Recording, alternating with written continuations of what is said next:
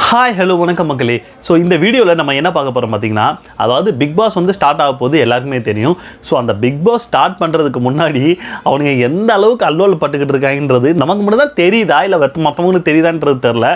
ஏன் அப்படின்னா, ப்ரொமோஷன் பண்ணணும் அப்படின்றதுக்கு இவனுங்க பண்ணுற அந்த லோலாயித்தனம் அதெல்லாம் சொல்லி மாரடிக்கவே முடியாது. ஸோ அதை பற்றி தான் இன்றைக்கி இந்த வீடியோவில் பார்க்க போகிறோம். ஸோ வாங்க போகலாம்.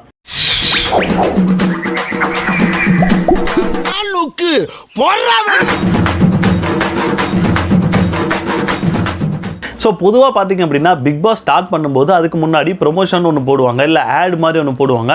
அதாவது முக்கியமாக சொல்ல போனோம்னா ஆண்டவர் பார்த்தீங்க அப்படின்னா, இப்போ வரைக்கும் அவர் இருந்திருந்தாருன்னா இப்போதைக்கு ஒரு 3 இல்லை 4 ஒரு ப்ரொமோஷன் வீடியோ ஏதாச்சும் ஒன்று வந்திருக்கும்.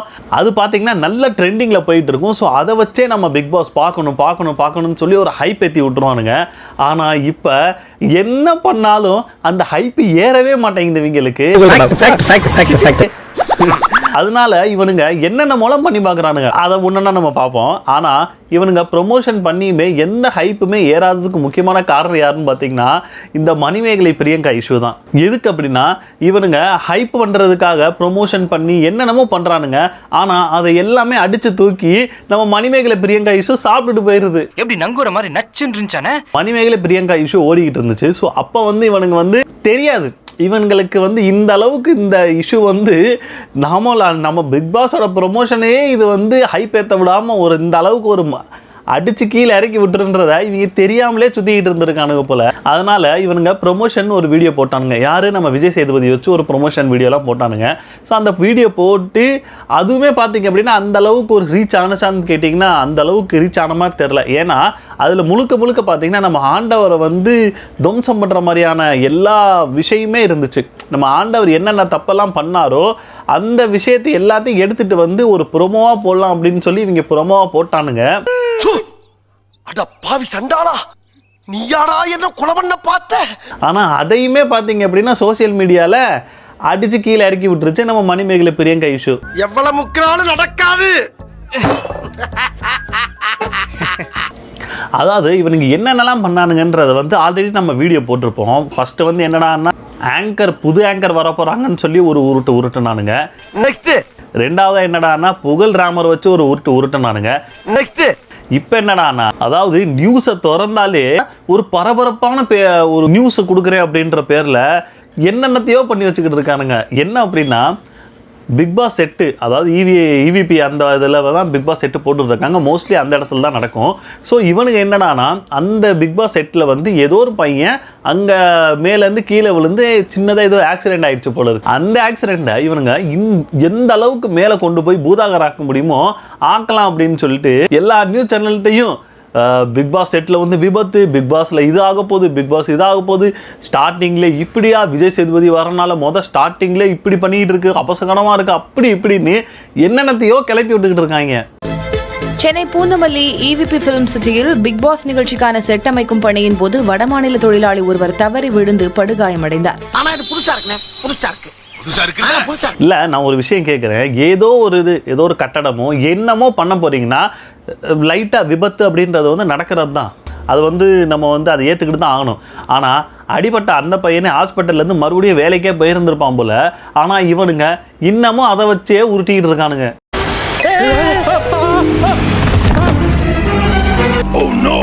A few minutes later. Hey, அதுக்குள்ள வந்துட்டீங்க, நீங்க போய் ரெஸ்ட் எடுங்க. எனக்கு ஒண்ணும் இல்ல சார், சின்ன அடிதான், நான் வேலைக்கு போறேன்.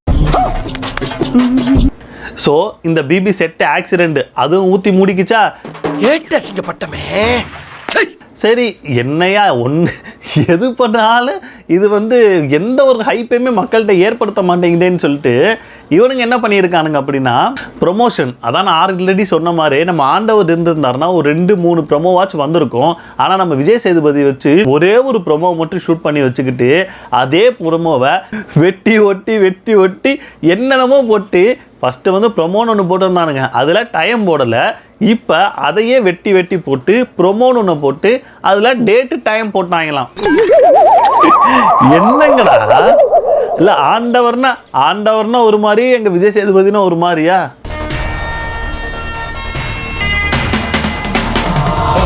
இப்போ வரைக்குமே ஒரு 4-5 ப்ரோமோவாச்சும் நீங்கள் எடுத்துருந்தீங்கன்னா அதை வச்சு நம்ம வந்து ஏதாச்சும் ஒன்று கணிச்சிருக்கலாம். ஸோ இதை பற்றி ஒன்று சொல்ல போகிறாங்க, ஸோ இதை பற்றி ஒன்று சொல்ல போகிறாங்கன்னு சொல்லி நாமளே மைண்ட் செட்டிலுக்கு வந்துடலாம். ஆனால் இவனுங்க வெறும் டயத்தை மட்டும் மாற்றி இப்படி ஒரு ப்ரொமோஷன்லாம் பண்ணிக்கிட்டு இருக்கானுங்க. என்னடா இப்படிலாம் வேலை பார்த்துக்கிட்டு இருக்கீங்கன்ற மாதிரி தான் இருந்துச்சு. என்னடா இப்படி வியாபாரம் பண்றீங்க? ஸோ எப்படி ஹைப் பண்ணாலும் ஹைப்பே ஆக மாட்டேங்குதுன்னு சொல்லிட்டு இவனுங்க இன்னொரு விஷயத்தையும் கையில் எடுத்திருக்கானுங்க. என்ன அப்படின்னு பார்த்தீங்கன்னா, இப்போ விஜய் டிவியில் அதாவது அந்த அளவுக்கு ஓடாத ஒரு சீரியல்ஸ் எல்லாம் பார்த்து அதை வந்து முடிக்கிற மாதிரியான ஒரு மைண்ட் செட்டுக்கு வந்திருக்காங்க போல இருக்கு. அதில் முக்கியமாக ஒரு சீரியல் அப்படின்னு பார்த்தீங்கன்னா நம்ம பாக்கியலட்சுமி அந்த சீரியலை மேபி முடிக்கிற மாதிரியான ஒரு மைண்ட் செட்டுக்கு வந்துட்டாங்க போல இருக்கு. அதுக்கு முக்கியமான காரணம் என்னன்னு பார்த்தீங்கன்னா, இவங்க தான் நல்லா ஓடிக்கிட்டு இருந்த சீரியலை, அதாவது அந்த சீரியல்ல முக்கியமான கேரக்டர் பார்த்தீங்க அப்படின்னா நம்ம அந்த தாத்தா ராமமூர்த்தி தான்.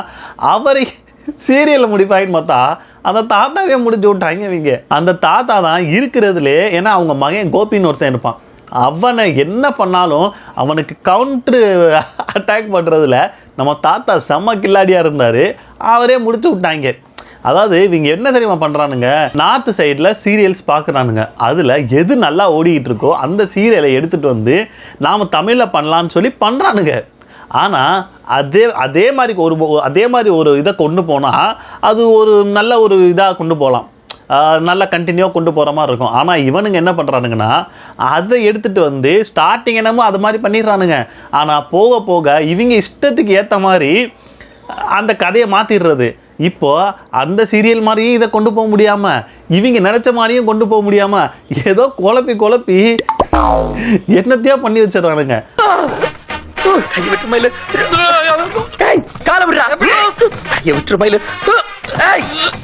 முக்கியமாக சொல்ல போனோம்னா பாக்கியலட்சுமி சீரியல் வந்து பார்த்தீங்க அப்படின்னா நார்த்தில் வந்து அனுப்பாமான்னு சொல்லி ஒரு சீரியல் ஓடிக்கிட்டு இருக்கேன். ஸோ அதை வந்து பேஸ் பண்ணி அந்த மாதிரி ஒரு சீரியலை கொண்டு வரணும் அப்படின்னு சொல்லி தான் பாக்கியலட்சுமி கொண்டு வந்தானுங்க. அதில் பார்த்தீங்க அப்படின்னா அந்த அம்மா வந்து டான்ஸ் மாஸ்டராக இருக்கும், இந்த இதில் வந்து இந்த அம்மா வந்து குக்கிங் மாஸ்டர். 2 பேருமே மாஸ்டர் தான். ஆனால் அவங்க பண்ணக்கூடிய அந்த இது வந்து கொஞ்சம் வேறு டிஃப்ரெண்ட்டு அந்த இது பேஸில் வரும். ஆனால் இதில் வரக்கூடிய எல்லா கேரக்டருமே ஒரே கேரக்டர் தான்.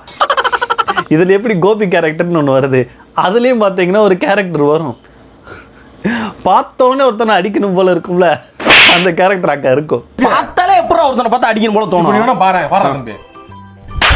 யாரும் முறைக்கிற முறைக்கிற மாதிரி தான் இருக்கு.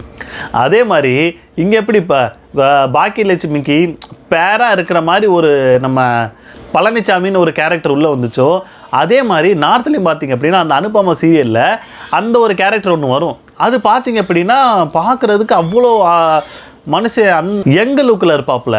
ஸோ அந்த சீரியலை பார்த்து இவனுங்க எடுக்கலான்னு எடுத்து குழப்பி வச்சுட்டானுங்க. அந்த இதில் தாத்தாலாம் யாரும் சாகவே மாட்டார். அந்த நாடகத்திலே ரொம்ப முக்கியமான ஒரு கேரக்டரும் அந்த தாத்தா தான். அதே மாதிரி இதுலேயும் அந்த தாத்தா தான் இருந்தார். ஆனால் இவங்க என்னென்னமோ பண்ணுறேன்ட்டு அந்த தாத்தாவே முடிச்சு விட்டாங்க. அவ்வளோதான், நம்மளை முடிச்சு விட்டீங்க போங்க. இப்போ இந்த சீரியலை எப்போ முடிக்கிறது எப்படி முடிக்கிறதுன்னு தெரியாமல் முழிச்சுக்கிட்டு, எனக்கு தெரிஞ்சு பிக் பாஸ் ஸ்டார்ட் பண்ணுறதுக்குள்ள இந்த சீரியலை முடிச்சு விட்டாலும் ஆச்சரியப்படுறதுக்கு இல்லை. அந்த மாதிரி இன்னும் எத்தனை சீரியலை வந்து முடிச்சு விடுறதுக்கு காத்துக்கிட்டு இருக்காங்கன்னு தெரில, எத்தனை பேரை போட்டு தள்ளணுன்ற சொல்லி வெயிட் பண்ணிட்டு இருக்காங்கன்னு தெரில. நீங்க எங்கடா இங்க ஒரு கடை கிளீன் ஆச்சுன்னா அடுத்த கடையில சேர்ந்து வேண்டித்தானே. அப்ப ஒவ்வொரு கடையா கிளீன் பண்ணிக்கிட்டே போயிட்டு இருக்கீங்க. அப்படி போனா தான் நரிமுத்துன்ற கேரக்டர் வாழ முடியும். ஏதேதோ சொல்லிட்டு என்ன இங்கே போயிட்டேன். ஸோ அடுத்து பார்த்தீங்க அப்படின்னா Bigg Boss contestants list. So Bigg Boss contestants list வந்து நான் சொல்லி நீங்கள் தெரிய வேண்டியதில்லை. ஏன்னா அப்படி பிக் பாஸ் கண்டஸ்டன்ஸ் லிஸ்ட்டுன்னு சொல்லி நீங்கள் யூடியூப்பில் போட்டாலே ஒரு 1 லட்சம் வீடியோ போட்டு வச்சுருக்கானுங்க.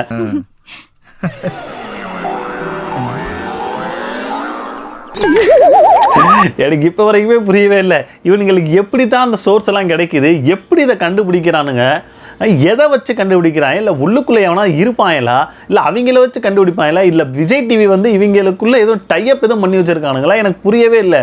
இஷ்டத்துக்கு லிஸ்ட்டாக வச்சு தள்ளுறது.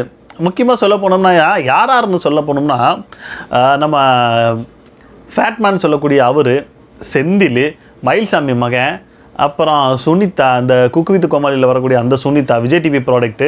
ஸோ இந்த மாதிரி வருஷம் என்னென்னமோ சொல்லிட்டு போகிறானுங்க, ஒரு லிஸ்ட்டே போட்டுக்கிட்டு இருக்கானுங்க. நமக்கெல்லாம் அதை பற்றி தெரியாதுங்க. ஏன்னா கன்ஃபார்மாக அதாவது பிக் பாஸ் வீட்டுக்குள்ளே காலடி எடுத்து வைக்கிற வரைக்கும் நாம் கன்ஃபார்ம் பண்ணுறது கிடையாது. ஏன்னா யார் உள்ளே போகிறாங்கன்றது இப்போ வரைக்குமே நமக்கு கன்ஃபார்மாக தெரில. ஓகே, மேபி இவங்க சொல்கிறவங்க ஆள் இருந்தாங்க அப்படின்னா ஓகே. ஆனால் இவங்க சொன்னதில் வேறு யாராச்சும் வந்தாங்க, இவங்க சொன்னவங்க யாரும் அந்த மாதிரி ஒரு 2-3 பேர் மட்டும் வந்துட்டு மற்றவங்க யாரும் வரல அப்படின்னா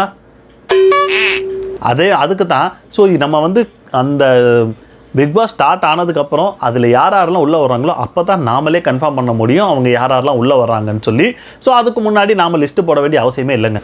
ஸோ இந்த மாதிரியெல்லாம் நம்ம விஜய் டிவி பண்ணிக்கிட்டு இருக்கானுங்க. ஸோ இப்போ என்னடானா விஜய் டிவியில் பிக் பாஸ் முன்னோட்டம் அப்படின்னு சொல்லி ஒரு இதுக்கு வந்து கொண்டு போக போகிறாங்க போல இருக்குது. ஸோ அதில் என்ன அப்படின்னா பிக் பாஸில் வரக்கூடிய, அதாவது இதுக்கு முன்னாடி வந்த பழைய கண்டஸ்டன்ஸ் ஒரு பக்கம், புது கண்டஸ்டன்ஸ் ஒரு பக்கம், இவங்க 2 பேருக்குள்ள ஏதோ டிபேட் மாதிரி வச்சு ஒரு காமெடியாக ஒரு ஷோ கொண்டு போகலான்னு சொல்லி என்னமோ பண்ணிகிட்டு இருக்காங்க.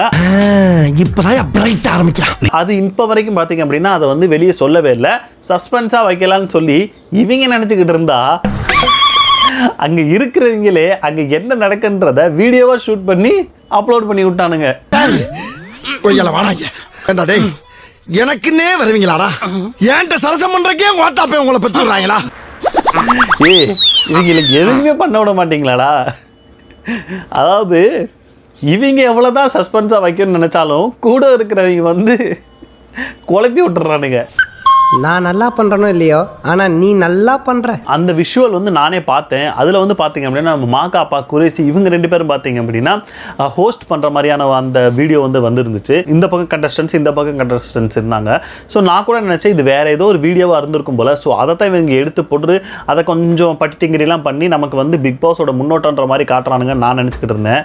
ஆனால் இப்போ வந்து பார்த்தீங்க அப்படின்னா அதில் வந்து கன்ஃபார்ம் பண்ணுறதுக்கு என்ன விஷயம் அப்படின்னா பின்னாடி வந்து பிக் பாஸோட அந்த லோகோலாம் போட்டு ஆளும் புதுசு ஆட்டம் புதுசுன்னு சொல்லி நம்ம விஜய் சேதுபதியோட அந்த ஃபோட்டோஸ்லாம் போட்டு அந்த டிபேட் வந்து போகிற மாதிரி இருக்குது. ஸோ அதுலேருந்து கன்ஃபார்ம் பண்ணிக்கலாம் ஓகே இந்த மாதிரி ஏதோ ஒரு விஷயம் வந்து அங்கே பண்ணிக்கிட்டு இருக்காங்க. ஸோ அது வந்து இனிமேல் வந்து போக போக அந்த முன்னோட்டம் வந்து வெளியே வர்றதுக்கு சான்சஸ் இருக்குது. எனக்கு தெரிஞ்சு பார்த்தீங்க அப்படின்னா அதில் பார்க்கும்போது 1-2 பழைய கண்டஸ்டன்ஸ்லாம் இருக்கிற மாதிரி இருந்துச்சு. மேபி எனக்கு தெரிஞ்சு ஃபைனலிஸ்ட் வந்து அந்த அளவுக்கு இருக்காங்களான்றது தெரியல. எனக்கு தெரிஞ்சு விஷ்ணு பார்த்த மாதிரி இருந்துச்சு. மற்றபடி பார்த்தீங்க அப்படின்னா புது கண்டஸ்டன்ஸ் இவங்க மாதிரி தான் இருக்குது. பட் ஃபைனலாக யார் அந்த புது கண்டஸ்டன்ஸ்ன்றது வந்து இப்போ வரைக்குமே பார்த்தீங்க அப்படின்னா அஃபிஷியலாக எதுவுமே அனௌன்ஸ் பண்ணவே இல்லை. ஸோ இனிமேல் அனௌன்ஸ் பண்ணுவாங்கன்னு சொல்லி நான் நினைக்கிறேன். பட் இவனுங்க ப்ரமோன்னு சொல்லி என்னென்னமோலாம் பண்ணணும்னு ட்ரை பண்ணிட்டு இருக்கானுங்க. பட் அந்த மணிமேகலை பிரியங்கா இஷ்யூவே இன்னும் முடிகிற மாதிரி இல்லை. அது எப்போ முடியும், இவங்க எப்போ வந்து அந்த ப்ரமோஷனில் மேலே கொண்டு வந்து என்னென்ன பண்ண போகிறாங்கன்றது வந்து இனிமேல் போக தான் நமக்கே தெரியும். அதாவது அந்த அம்மா ஒரே ஒரு 2 வீடியோ, அது ஃபஸ்ட்டு வந்து ஒரு வீடியோ தான் போட்டாங்க. அந்த ஒரு வீடியோக்கே இவங்களுக்கு நாக்கு தள்ளி போச்சு. ஆனால் அந்த அம்மா 2வது வீடியோவும் ஒன்று போட்டு விட்டு ஆப்பு மேலே ஆப்பு வச்சு விஜய் டிவியை செஞ்சு விட்டுருச்சு. ஏன்னா முடிஞ்ச அடுத்து எதை க்ளோஸ் பண்ண பார்க்கல நீ இப்படித்தாங்க பட்டாசு கடையை க்ளோஸ் பண்ணாங்க. இப்போ இன்னொரு ரூமர் என்ன அப்படி கிளம்புது அப்படின்னா மணிமேகலை வெளியே போகிறதுக்கான முக்கியமான காரணமே மணிமேகலை வந்து பிக் பாஸ்குள்ளே வர போகிறாங்க, அதனால தான் அவங்க இந்த மாதிரியெல்லாம் வேலை பார்த்துக்கிட்டு இருக்காங்க அப்படின்ற மாதிரி ஒரு ரூமர் கிளம்பிக்கிட்டு இருக்கு. அது எந்த அளவுக்கு உண்மைன்னு எனக்கு தெரியல. மேபி உங்களுக்கு தெரிஞ்சிச்சு அப்படின்னா கமெண்ட்ல வந்து கமெண்ட் பண்ணிடுங்க. ஒரு வேலை இருக்குமோ ஸோ இந்த மாதிரி பல ப்ராடக்ட் வந்து இவங்க இறக்கி விட்டுருக்கானுங்க. முக்கியமாக சொல்ல போனோம்னா பிரியங்காவுக்கு யாரெல்லாம் சப்போர்ட் பண்ணி பேசிக்கிட்டு இருந்தாங்களோ அவங்கெல்லாம் இந்த பிக் பாஸ் கண்டஸ்டன்ஸ் லிஸ்ட்டில் வந்து சேர்த்து விட்டானுங்க. எனக்கு தெரியவே இல்லைங்க. நான் இதுக்கு முன்னாடி பிரியங்கா டிவின்னு ஏதோ ஒரு ஃப்ளோவில் சொல்லிகிட்டு இருந்தேன். ஆனால் இது மட்டும் கன்ஃபார்ம் ஆச்சு. அது உண்மையாகவே நம்ம வந்து கன்ஃபார்மே பண்ணிக்கலாம். ஏன்னா ஃபேட்மேனும் வந்து பிரியங்காவுக்கு சப்போர்ட் பண்ணிகிட்டு இருந்தார், சுனிதா அவங்களும் சப்போர்ட் பண்ணியிருந்தாங்க, குரேஷியும் சப்போர்ட் பண்ணிகிட்டு இருந்தார். இவங்க எல்லாருமே பார்த்தீங்க அப்படின்னா பிக் பாஸ்குள்ளே வரப்போகிறான்ற மாதிரியான ஒரு நியூஸை வந்து இவங்களை சொல்லிகிட்டு இருக்கானுங்க. அது உண்மை ஆயிடுச்சு. இன்னும் வச்சு கிழிச்சு விட்டுறலாம் இவனுங்களை. என்னங்க எனக்கு ஒண்ணுமே புரியல. அதுதானப்பா எனக்கும் புரியல. ஸோ அது வந்து பிக் பாஸ் வந்ததுக்கு அப்புறம் தான் நமக்கே தெரிய வரும். ஸோ ஓகே, இனிமேல் என்ன ப்ரோமோ வரப்போகுதுன்னு தெரில. ஸோ இனிமேல் ப்ரோமோ வந்தாலும் அதுக்கு சேர்த்து நம்ம ஒரு வீடியோ போடுவோம். அப்போ அதுவும் இல்லாமல் இவனுங்க வந்து முன்னோட்டம்னு சொல்லி ஒரு செக்மெண்ட் ஸ்டார்ட் பண்ணிகிட்டு இருக்கானுங்க. ஸோ அதுவுமே வந்ததுக்கப்புறம் அதை பற்றியுமே நம்ம ஒரு வீடியோ போடுறோம். ஸோ உங்களோட கருத்துக்களை வந்து கமெண்ட் செக்ஷனில் வந்து கமெண்ட் பண்ணுங்கள். ஸோ இந்த வீடியோ எப்படி இருந்துச்சு அப்படின்னு சொல்லி கமெண்ட் செக்ஷனில் கமெண்ட் பண்ணுங்கள், அதை பார்த்து தெரிஞ்சுக்கிறேன். ஸோ மணிமேகலை இஷ்யூ இன்னும் மேலே போயிட்டுருக்கா, இல்லை உங்களுக்கு அதை பற்றி என்ன கருத்து இருக்குது, ஸோ மணிமேகலை வருவாங்களா அப்படின்றத வந்து எனக்கு தெரில. மேபி உங்களுக்கு தெரிஞ்சால் அதையுமே கமெண்ட் செக்ஷனில் கமெண்ட் பண்ணுங்கள். அடுத்த வீடியோவில் பார்ப்போம். டாடா, பாய்.